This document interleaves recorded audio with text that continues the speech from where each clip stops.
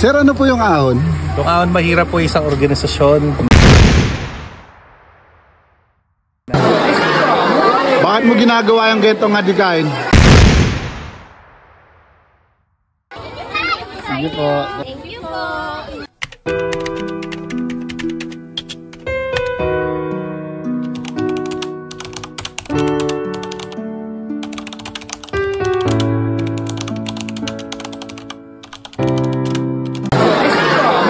Bakit mo ginagawa yung gentong adikain?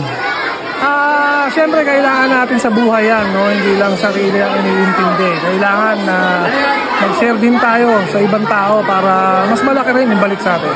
Ganun yan lagi. Salute sa iyo, tol. Mabuhay ka. Dito lang kami, Triskilyo mo, kapatid. Ang galing. Sir, ano po yung ahon? Yung ahon mahirap po isang organisasyon na tumutulong po sa mga kababayan natin na kuminhawa kahit paano yung buhay. Galing, sir. Kasama niyo ako dyan. Siyempre, charity vlog ako, sir. Ayun. Solid.